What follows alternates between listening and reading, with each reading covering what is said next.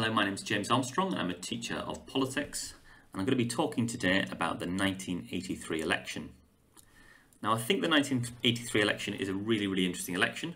I also think it's an election that most politics teachers don't teach because it's quite a complicated election to get into, and actually there's not a lot out there in terms of resources compared to some of the other elections.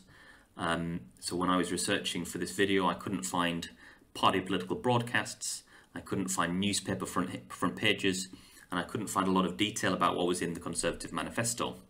That aside, it remains a very interesting election, so I hope you will stick with me. So the first question is, why 1983? Why do I think it's such an interesting election to look at? Well, first of all, it is one of 3 landslide elections in British political history. So obviously we've got the landslide election that brings Clement Attlee to power in 1945. We've got 1983, where the Conservatives come to power with a majority of 144 seats, which is what we're looking at today. And then, of course, we've got Blair's landslide election victory of 1997, with a majority of 179 seats. Could include maybe Boris Johnson in 2019, a majority of 80 seats, as well on that list, although most people have not described that as a landslide election victory. It was certainly quite a decisive result. So this election, 1983, was the biggest post-war majority for the Conservative Party, and it was their second highest majority as a single party contesting an election, which makes it obviously a very significant election for them. By contrast, for the Labour Party, it was their worst result since 1918. They achieved just 27.8% of the vote. And what makes it also an interesting election is that the Labour Party had actually split in 1981 when the Gang of Four left the Labour Party to form the Social Democratic Party, or the SDP, and therefore in this election the left were divided. So you had the Labour Party led by Michael Foot, and then you had an alliance of the Liberal Party and SDP fighting as a unit, and therefore Mrs. Thatcher wins the 1983 election despite the fact that she loses 700,000 votes. So the percentage of the vote decreases, but her majority increases by around 100 seats. So it's quite a strange election, it's quite an interesting election for those reasons. So talking about the election itself, I'm going to start with the context to the election. So as we know from the last video, in 1979, Margaret Thatcher wins a majority of 44, and the economy was in a difficult economic situation. Unemployment was 1.5 million, inflation was high, and Mrs. Thatcher, she sees her first task of government really as dealing with that problem. So she administers harsh economic medicine.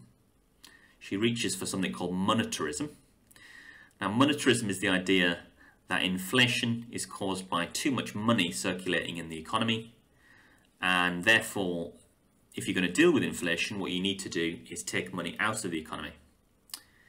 So you either do that by increasing interest rates, by cutting public spending, or by increasing taxes.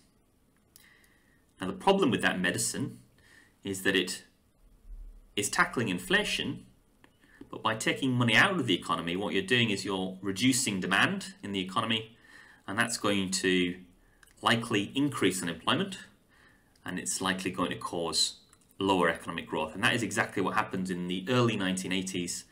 Unemployment rises, peaking at about 3 million, and the economy goes into recession. And this prompts Margaret Thatcher to give one of her most famous speeches. There's lots of pressure on her to change course with this economic policy, and she stands in front of the Conservative Party conference and she says, "The lady's not for turning." Okay, what else is going on? So obviously, as a result of the difficult economic circumstances, Conservative support falls, and actually it falls pretty consistently during this period. And it falls to a low point of 27% in 1982. In fact, I found one poll when I was looking through this that had Conservative support as low as 23%. So in the early part of Mrs Thatcher's government, she's leading a deeply unpopular Conservative Party, rather. Now, if we look at the Labour Party, Michael Foot had become the leader of the Labour Party, replacing James Callaghan in 1980. And he was regarded as a left-wing leader of the party, and he moved the party to the left, partly as a result of forces within the party pushing him in that direction. Now, this led in 1981 to a group of members of the Labour Party deciding that they didn't want to be part of a Labour Party that was very left-wing, and therefore they published a document called the Limehouse Declaration in early 1981, and eventually the so-called Gang of Four break away from the Labour Party and form the Social Democratic Party. And this party goes on to have lots of success. So in fact, the support for the Social Democratic Party grows and grows and grows until in late 1981, at around the time of the Crosby by-election, which Shirley Williams wins, support for the Social Democratic Party peaks at 40%. Now that's the sort of figure, 40%, that could win you an election. And so there was lots of talk at the time, lots of excitement in British politics that perhaps the Social Democratic Party might go on to win the election, causing a fundamental realignment of British politics. Now, of course, we know that that didn't happen, but it's important to bear in mind that people were talking about it, and some people were anticipating that that might happen. So returning to the Conservative Party, we said that their support fell to a low point of 27% in early 1982. So what happened? How did they recover? How did they go on just 1 year later to win this general election? Well, two things happened. First of all, the recession that had happened in 1980, the economic recovery started. So that's really important. It helps to support Mrs Thatcher in recovering her support. But perhaps more importantly than that, in 1982, the Falklands War happens. Argentina invades the Falkland Islands. Mrs Thatcher sends British warships and British troops to reverse that action. She's bold and decisive in doing so, and Britain wins the war. And after that happens, Conservative support recovers very, very dramatically. It jumps all the way from that low point of 27% all the way up to over 40%. And that lead is maintained into 1983. And that prompts Margaret Thatcher to call an early election. She could have waited, of course. There were people in her cabinet saying, actually, maybe we should wait until all the way up until 1984 to call an election. But she decides to gamble on an early election. And on this occasion, it works for her. Now, we know from recent history, think about Theresa May in 2017, that calling an early election doesn't always work for you. But on this occasion, she calls an early election and it works. So what happens in the campaign? Well, one of the big things that everybody remembers about this election is the Labour manifesto. It's described by the Labour MP Gerald Kaufman as the longest suicide note in history, despite only being barely 37 pages long. And that's because the Labour manifesto is essentially a left-wing wish list at the time. When they meet to discuss this in the National Executive Committee, the NEC, there's a mixture of voices in the room, but when the left of the party come in with their wish list, there isn't much discussion, and it's signed off very quickly. And so, amongst other things within the manifesto pledges that the party is going to take Britain out of the European Economic Community, abolish the House of Lords, and abandon the United Kingdom's nuclear deterrent, Trident. By contrast, the Conservative campaign is essentially a re-articulation of what Mrs. Thatcher had promised in 1979. It is a bolder manifesto there, though. She promises further privatisation, tax cuts. She wants to further reform the trade unions, forcing them to vote if they want to take strike action, extending the right to buy scheme, which was a scheme that allowed council tenants to buy their council houses and had proven to be very popular. So it was more of the same, really. And right at the beginning of the manifesto, I'm just going to quote from the manifesto here. The manifesto says, "The choice before the nation is stark, either to continue our present steadfast progress towards recovery, or to follow policies more extreme and more damaging than those ever put forward by any previous opposition." So this is a manifesto which is seeking to highlight Labour's extremity. And if you look at the election advert in 1983, the only one I could find, they start by showing scenes of the winter of discontent, and they ask the question, do you want to return to this? So it's partly a negative campaign, similar to 1979 actually, when they said Labour isn't working, quite a negative campaign. It was a negative campaign saying, do you want the Labour Party back in power? Do you want Labour to take us back to the 70s? And that's a theme actually that recurs in Conservative campaigns, even right up to the present moment. In 2019, Boris Johnson said something very similar about Jeremy Corbyn. Okay, very, very briefly, the media. Now, I couldn't actually find any images of the front pages, but what I do know is that the only newspaper to unambiguously support Labour was the Daily Mirror, and also therefore the Sunday Mirror. Not even the Guardian unequivocally supported Labour at this election. They kind of sat on the fence between Labour and the Alliance. Every other newspaper in Britain was supporting the Conservative Party. So what was the result? Well, as I've said, it was an overall majority of 144. It's the biggest post-war majority for the Conservative Party and a landslide election victory. And as I've also said, it was Labour's worst result since 1918. Labour wins 27.6% of the vote and gets only 209 seats in the House of Commons.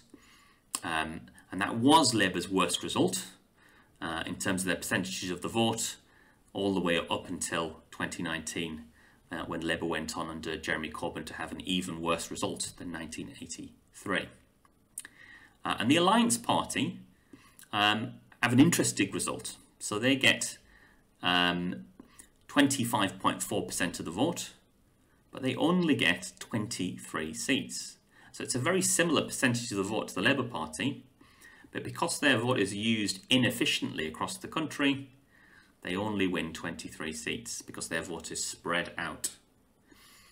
And so that means that if you do a little bit of simple maths, for every seat that the Alliance win, they needed 340,000 votes in order to win just one seat. And that compares with the Labour Party, they needed 40,500 votes to win one seat. And the Conservative vote was even more efficient. They needed 32,800 votes to win one seat. And so the result delivers a decisive majority for the Conservative Party. This gives them a clear mandate to push forward with their agenda, and it helps to cement the 18 years of Conservative rule that extend from 1979 all the way through to the victory of Tony Blair and New Labour in 1997. And again, I want to point out the unfairness of this result. I mean, if you actually look at the result, Margaret Thatcher's Conservative Party win the most votes of any of the parties, but they only win a plurality of the vote, in other words, less than 50%. If we were to look at the result and think, well, what did people actually want in this election? Did they want a Conservative government? Or did in fact they want a centre-left government?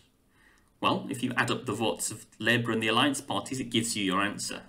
So the majority of the country didn't want a continuation of Thatcherism, But because of the way the electoral system works, because that vote, because the Labour and Alliance vote, the vote on the left was split, it helps Mrs Thatcher to come through the middle. And as I said earlier, her party actually lost 700,000 votes. But because of the way the electoral system works, she wins a majority. In fact, she increases her majority by around 100 seats. So why did this happen? Well, I've suggested one possibility. One sort of thesis that's put forward is, well, maybe this wouldn't have happened had the left not divided in 1981. After all, in early 1981, the economy was in recession. The Labour Party, although not united, had not split yet, and the Labour Party actually had a percentage. The percentage in the polls for the Labour Party was 50%. They were doing really well, and then the party split, and the Labour vote goes into terminal decline. So perhaps if that hadn't happened, perhaps if the left had remained united, perhaps Labour could have won in 1983. Perhaps it wasn't a foregone conclusion that this left-wing manifesto was going to lead to defeat. That's one possibility.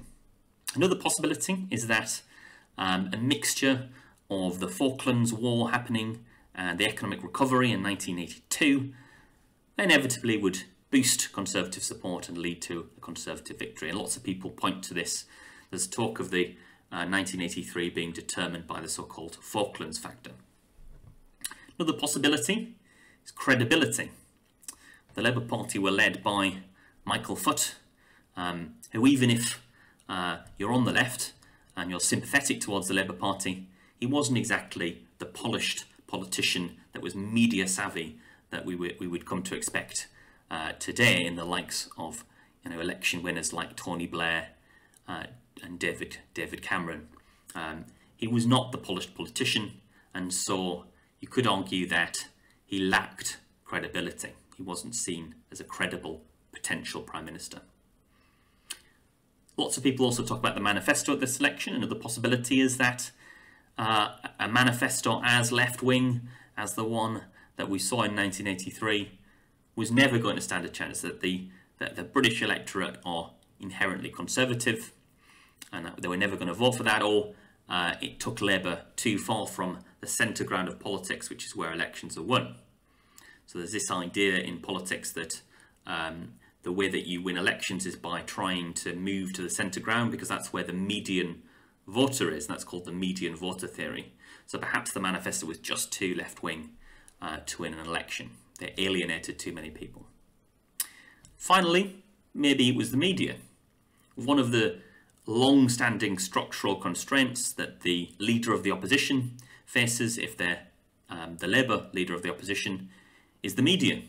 It's quite unusual for the leader of the Labour Party to have the support of the media. Blair is an obvious exception, and perhaps Starmer is another exception, but it's more likely than not that if you're the leader of the Labour Party, you're going to face a very hostile media, and therefore the political possibilities for you are diminished. So perhaps you could blame the media for this result. Whatever you decide, the result was clear.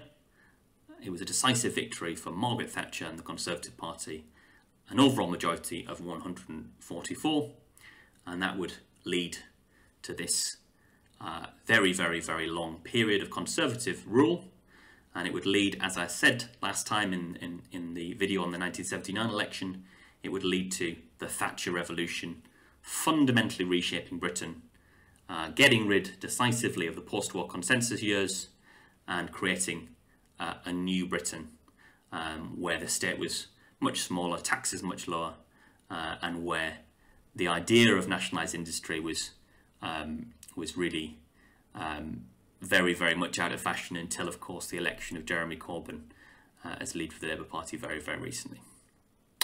Okay, I'll leave it there. Thank you for watching this video on the 1983 election. Don't forget to like and subscribe.